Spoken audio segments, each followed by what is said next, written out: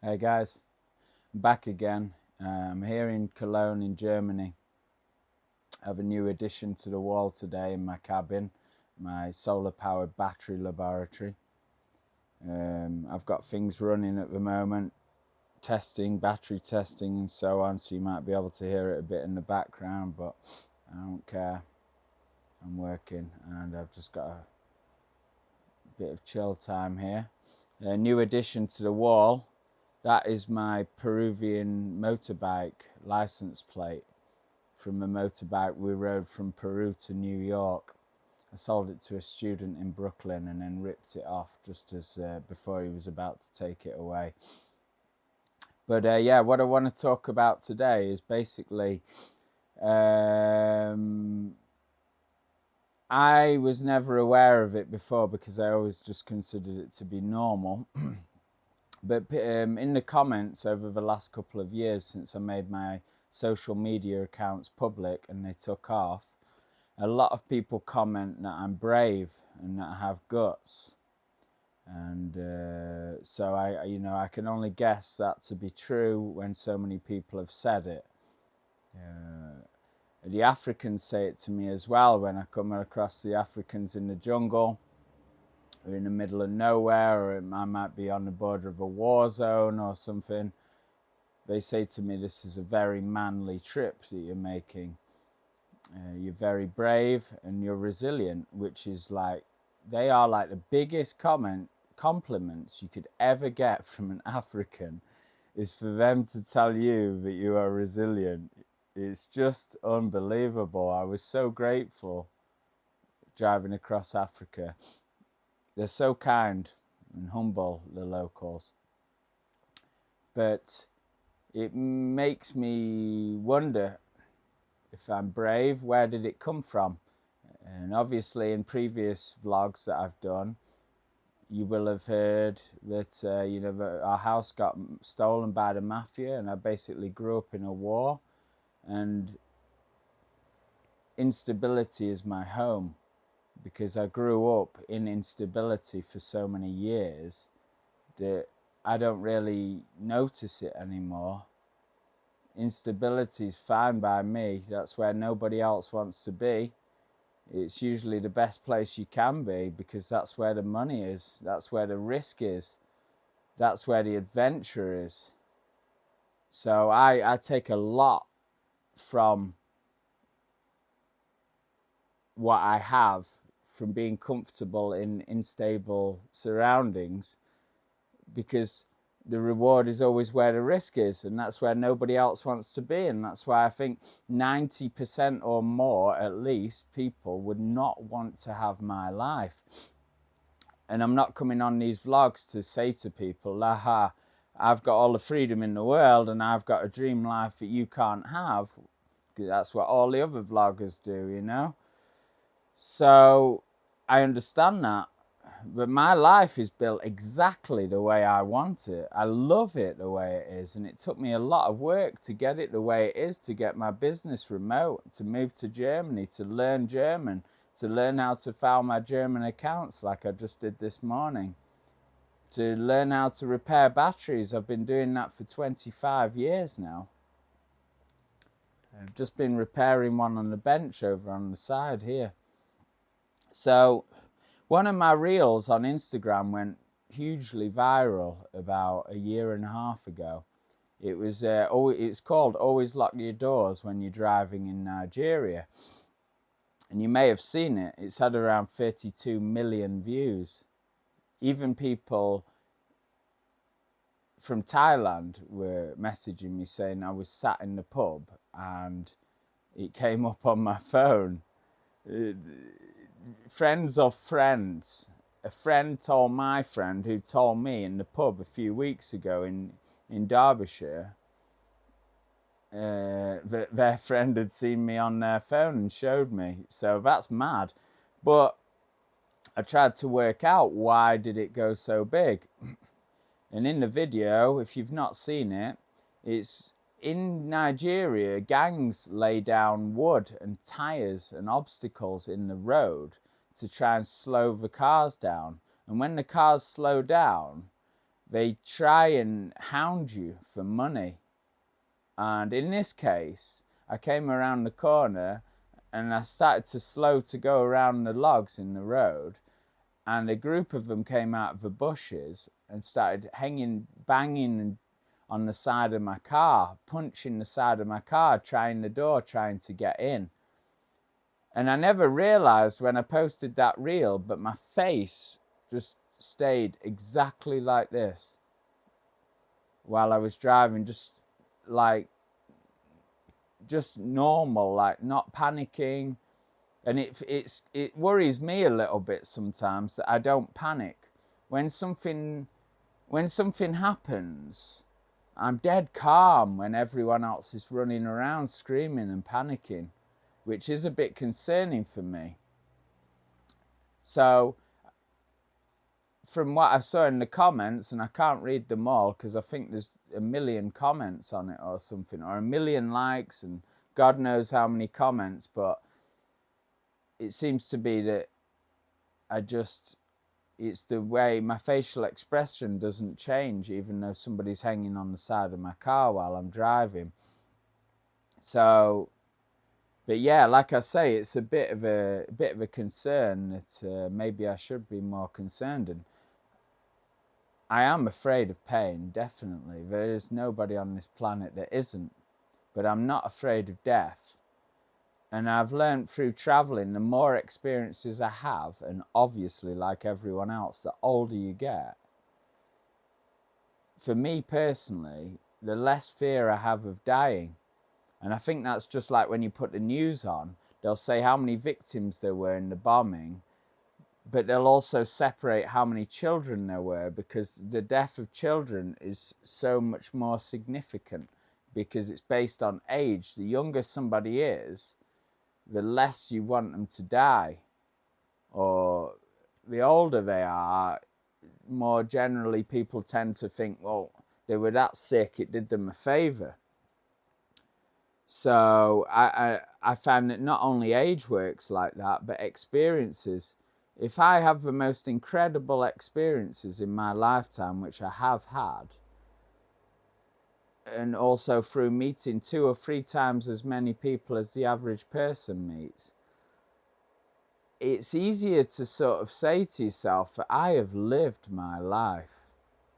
So even if I died tomorrow, nobody or nothing could ever say that I had not seen the world or I have not lived a full life. And that encourages me to want to see even more, which just leads to even more adventure. And I think that's what people are into when they're following me.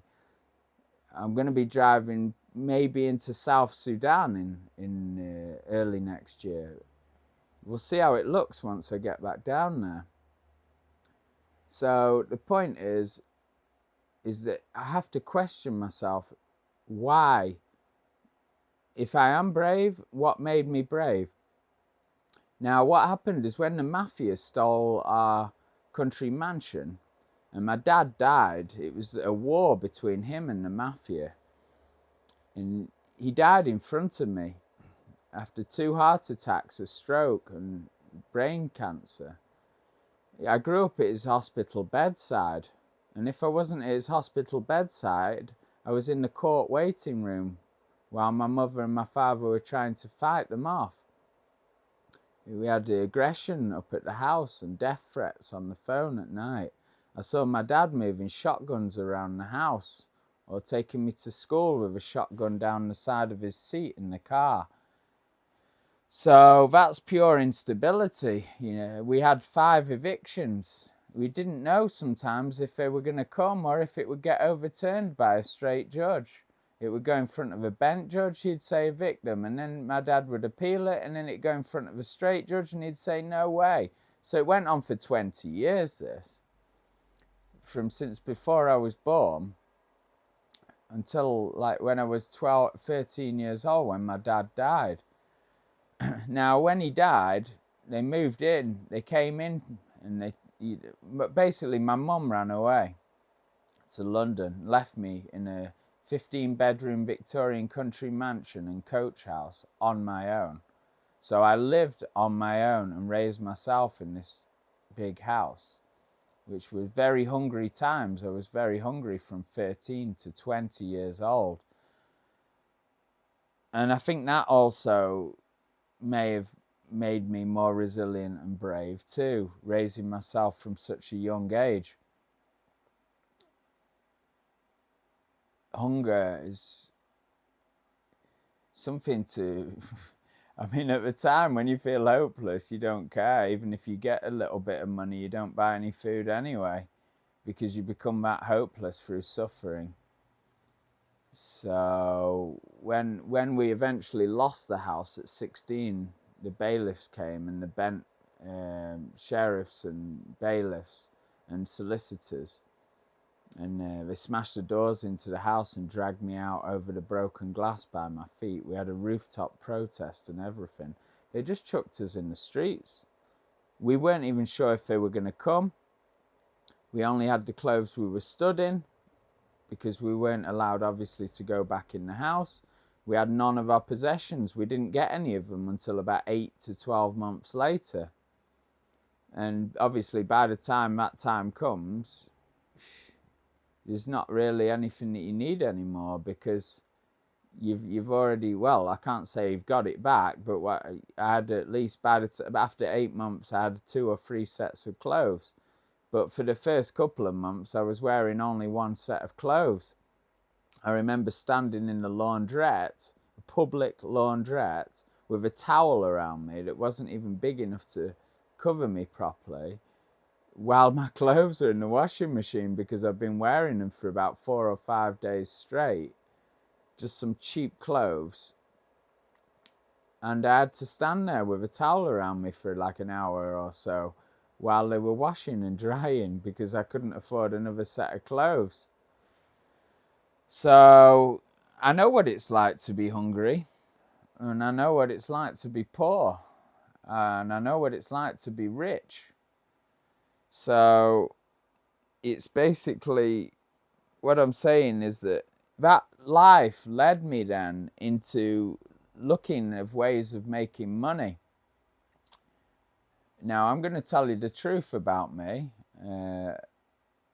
Most of my friends know this about me, but I want to be completely open with all my followers too, because over the last 10 or 15 years since I did my meditation in the Thai temples with the monks, which was 10 days and 10 nights, no speaking, no phones, in the middle of the jungle, just live with lightning storms, and then you sit in a room full of people with 3 monks at the front who have been sat there for months, and I managed to do 10 hours a day for 10 days.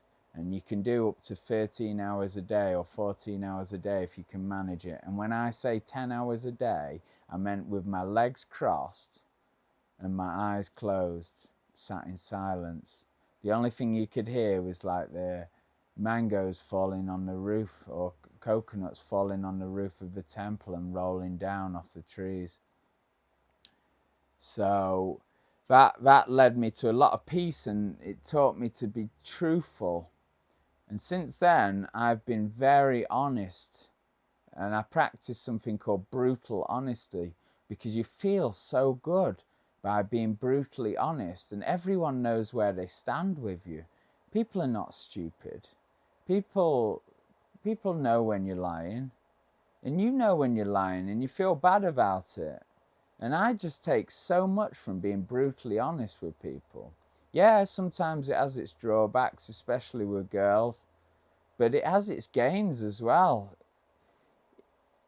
It's, if you tell a girl that, if she says, "Do you like this dress?" and you're like, "No, it's disgusting," it's a hammer, but in the end they'll respect you for it. They'll think probably you're less likely to cheat, and so on. It's amazing. Honestly, in the end, it's the best. It's ultimate. People trust you. You feel good about yourself. People know where they stand with you. People respect you. And also, I find that if you're just brutally honest, it's hilarious. What is more funny then being brutally honest with people about certain things, people stand there and go, oh my God, I can't believe he just said that. It's hilarious. So it gets addictive in the end. In the end, it's like liar, liar, Jim Carrey. You can't even, it's hard to lie even if you tried. And don't get me wrong, I'm not saying I don't lie. I do lie, but it's probably 2 or 3 times a year.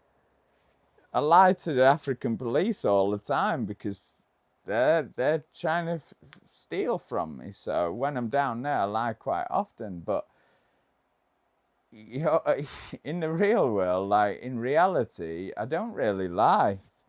And it just ends up with you having a hilarious life. It's so much fun and funny with people. And I think people really respect you for it, even just apart from the laughter.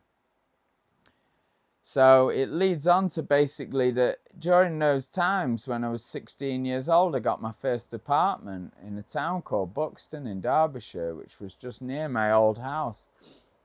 And it was just, I was just leaving basically a 15-bedroom Victorian country mansion where I went to school in a Rolls Royce. And then the next day I ended up in a council apartment on government benefits. So I think that this is like the biggest education I had in my life, possibly, and something that hopefully gave me empathy. Because it makes you realise, after all that fighting my dad did to try and keep his possessions and all that money and all that property, that actually that doesn't lead to happiness. It leads to huge amounts of sadness owning stuff, which is such a burden. So I woke up one morning in this little council flat, and I started painting it and doing it up, doing the carpets, got carpets in and stuff, but no help from anyone, no money, no clothes, no possessions, nothing. And at the time I liked to smoke a bit of weed, as most of us did at that time, most of my mates anyway. So what happened then is that I needed to ways of finding money. Jobs were just so shit, like labouring jobs in England, in the UK, in the highest town in the country. It just even adds, it gets even worse than the weather conditions people talk about in the UK all over the world. This is the highest town in the country. So I got involved with the wrong people. It just slipped into the hands of the wrong people. They were like 10 years older than me. They were like 26 and I was like 16.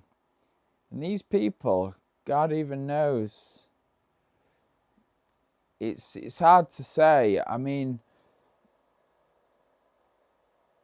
yeah, they were gangs.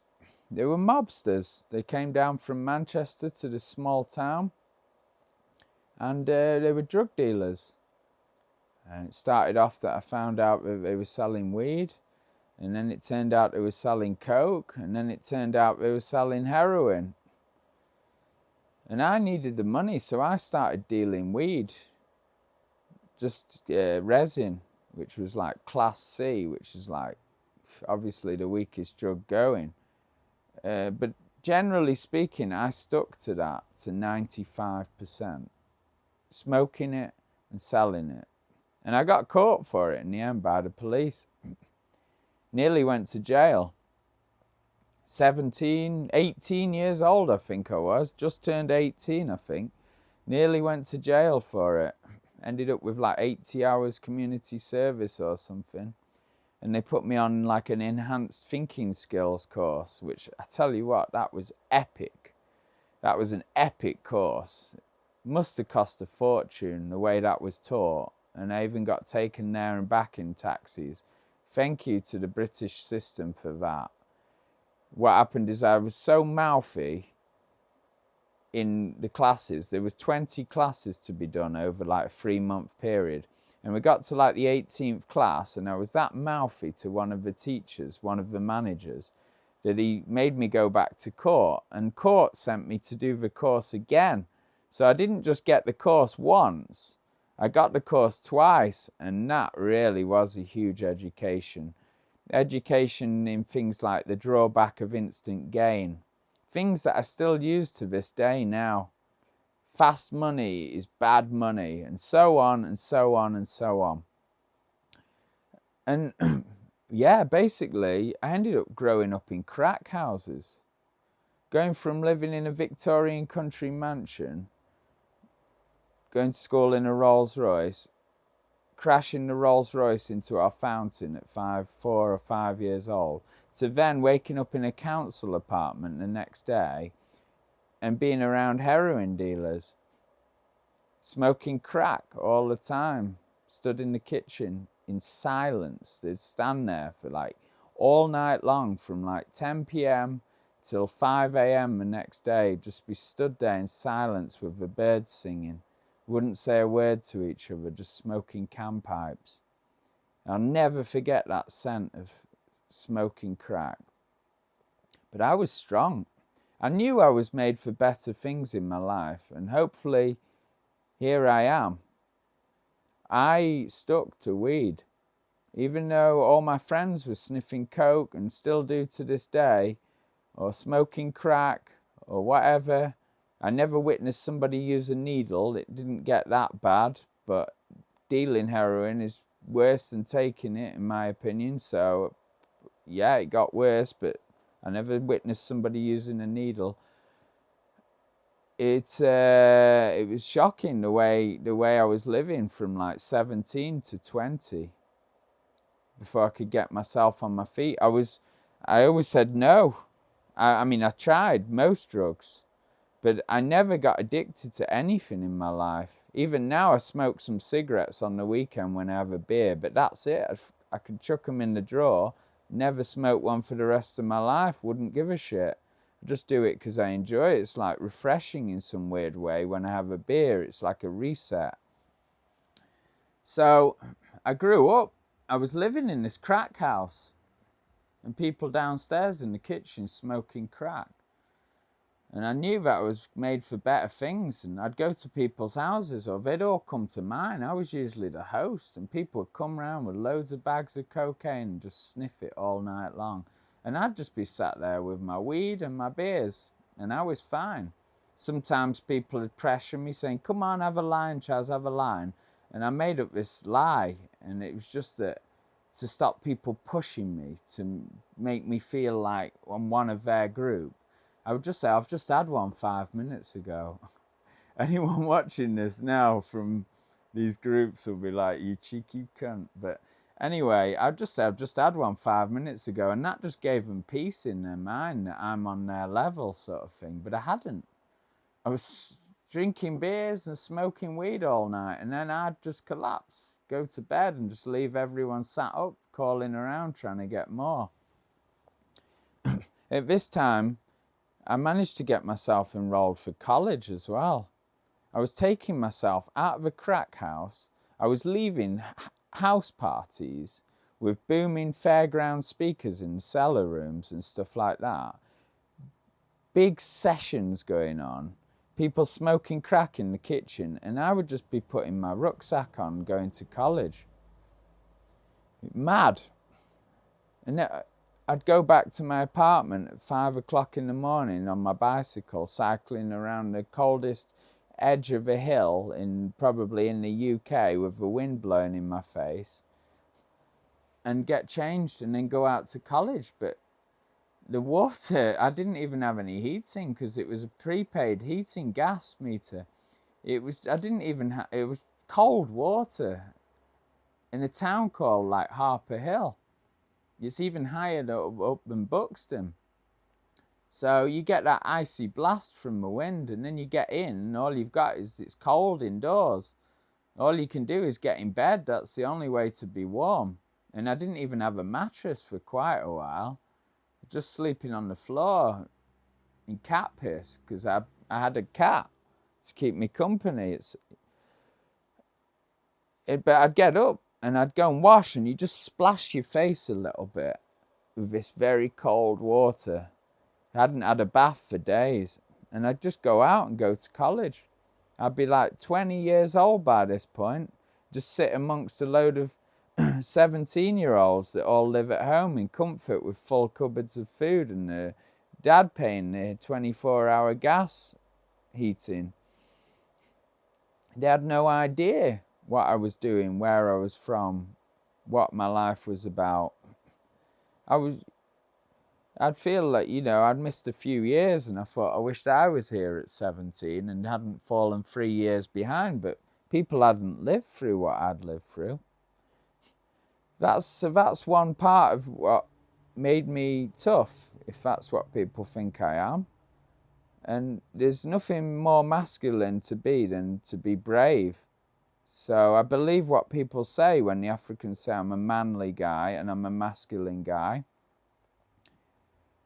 These things are rough, but also in that business dealing weed, or my friends dealing other drugs around me, you had to be tough. If people didn't pay up, you had to make it their problem too, and not just your problem. You were just trying to get food to eat. And somebody's taken some weed and they've not paid you for, you've laid somebody on and they've not paid you for it. You need that money. You're so hungry. They'll just be sat in their parents' living room somewhere with full cupboards of food and the heating on. You need to put pressure on that person. I've turned up to houses and car parks with baseball bats and knives. Not me personally with the knife. I've brought a baseball bat to a meet before to help a friend when somebody hadn't paid up. The knife was brought for one of my deals where we entered somebody's house, and I didn't know this guy. He was one of my boys, and I didn't know that he had a knife with him. Thank God he didn't use it, because I would have definitely gone to jail for a long time, man. I'm not bragging. I'm just trying to explain that basically this is what made me brave and tough, if that's what people think I am. So I'm trying to just explain my journey and how I got to where I am. So yeah, there would always be arguments and disputes like that. And also in the local area, people had different sets of standards. I am not the type to run away with your girlfriend. If I meet a girl in a nightclub and she says she's got a boyfriend, it just puts me off completely. I don't care if I know him or not. I will just leave her alone. I am very loyal like that, even to strangers. Most guys think, fuck that. Do it. Get on it. It doesn't matter. But I have standards. My parents taught me standards. My parents were loyal people. I'm not like that kind of person. So if somebody goes near my girl or ruins my relationship, or somebody talks to me badly in the pub, or I know they're talking about me badly, we're going to have it out. I've had it out with guys, I've punched about 10 people in the face in my life, and I've been punched in the face by about 10 people in my life too. I've had groups of guys looking for me, chasing me, or just over a 10-year period hounding me because I punched one of their friends for going near one of my girlfriends and ruining my relationship. In the end, you're fighting all 10 of them. You're watching the door every time somebody comes in the pub. You're looking at the door. Who is it? You have to watch doors. I did that for so many years, and I'm proud of it. I'm proud of standing up for myself. Whenever that happened to any of my friends, nearly all of them would just take it lying down and just think, oh, we don't want any trouble in the town. Let it pass. I'm not doing that. I've always stood up for myself, and I always will, and I'm proud of doing it. I don't care what anyone thinks. If somebody's interfering with my life, they are going to feel the burden as well. And don't get me wrong, not with everybody, but there are some people you just look at and you just think, you're not worth it. And The guys that I actually thought that about, they turned out very badly now. I've heard things about them that it's just disgusting. I made the right choices. There were certain people that weren't worth bothering with, and there were people that needed to feel what I felt. So you'll see that when I get into dealings with the police in Africa, when I expose corruption. People are getting what they deserve. They shouldn't be abusing their position of power as a cop. They're trusted by their community, and all they're doing is ripping their communities off. So when they try and do it to me, I come along with my camera glasses and they get filmed up, and I'll make them a celebrity. There's no problem with that. There's guys out there in Africa now, some of these cops, they're sat there now. I've been told by people living in their towns that they've potentially been demoted from their job. They should have been completely sacked. But that's not how Africa works. The African governments don't look at corruption as seriously as we do. But some of these cops I've exposed, they're celebrities. Some of them have had 10 million views. Everyone in the village knows what they get up to at work now. That's what happens when people come to me.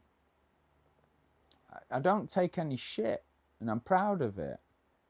So that's the result of years of hardship, dealing drugs and fighting people to stand my ground. A lot of people in my hometowns thought badly of me for doing it.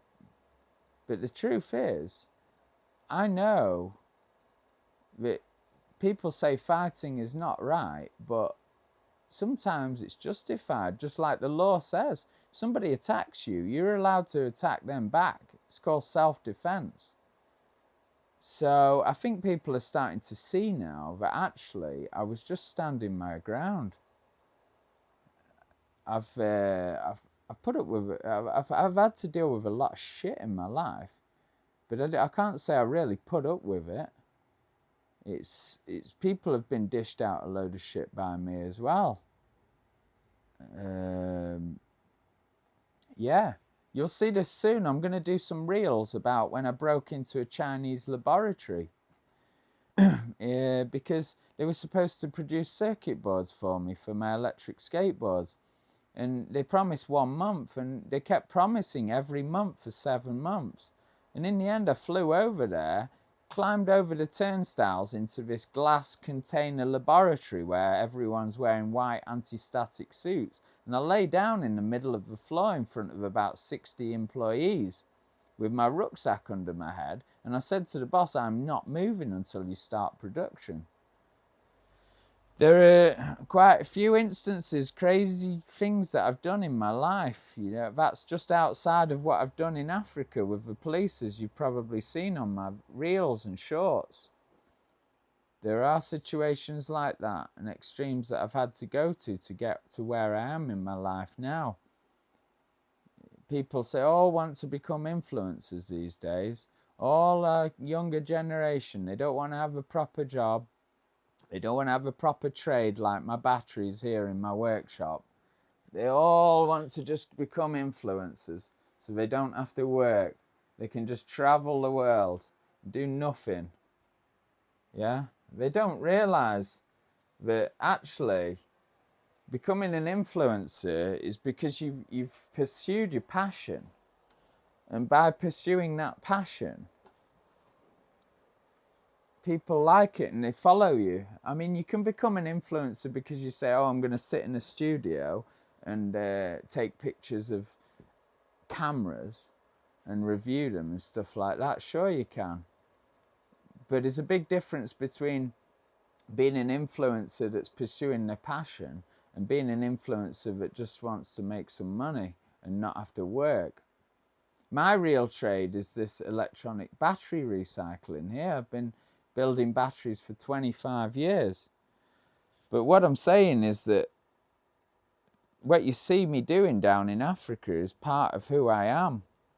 I'm dealing with corruption and instability and exposing people that deserve to be exposed because I care about strangers and I do want to help communities to get these guys out. So I hope that explains like my background and why people think that I am the way that I am. And this is just the way that I grew up. It's the way that I learnt life, and I'm proud of it. I don't look back on any of it and say, oh, I shouldn't have done that. I shouldn't have had this fight. I shouldn't have had that fight. I'm proud of standing up for myself.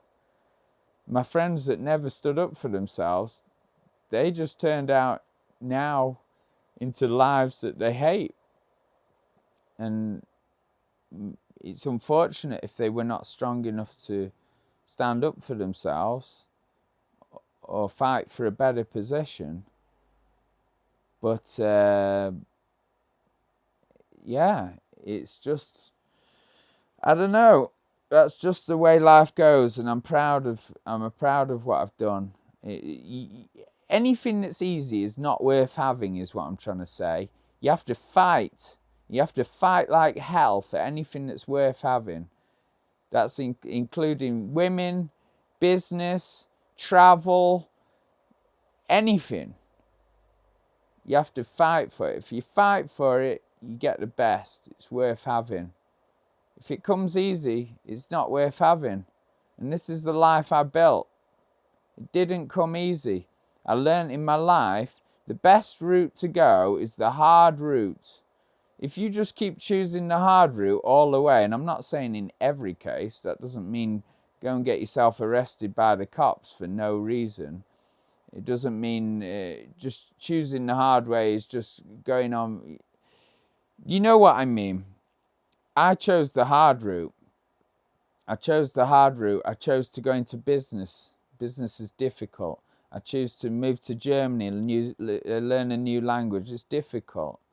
I chose to drive Africa in a very tiny car that's not suited for the purpose with very limited equipment. It's difficult. A motorcycle from Peru to New York on just a 125cc Yamaha. The panniers were made of old suitcases that I cut the handles off in the market in Tacna in Peru. It's a difficult trip, cold, without the right equipment. I found by fighting in one way or another, if you fight at the start, in the end, things become easy. So my life has turned out now that I can just work 20 minutes every 2 days. And it's become easy because I did all that fighting at the start. And people don't see that when they see me these days. They just think, oh, he's got it easy there. Just working 20 minutes every 2 days. They don't understand. If you do the work in the first years, like my first 3 years in Germany, I would just lost money, didn't make a penny. But then after the 3 years, it got easier and easier and easier. Now I'm into my 12th year. It's quite easy. But hell, my heart has suffered through the stress.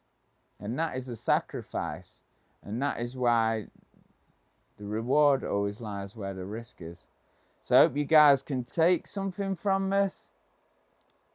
I'm not saying I've got a dream lifestyle everyone wants to have. It's just my life, the way I want it. It's exactly how I want it. I'm content. I'm happy. I practice brutal honesty. I practice voluntary poverty.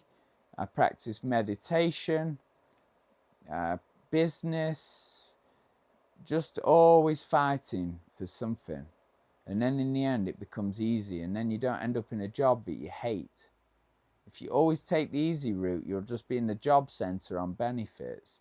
You'll never be satisfied in your life. You'll be miserable, depressed, psychological problems. Keep busy. Keep fighting. Fight for your passion. Find your passion. I believe that most people in this world do not ever find their passion.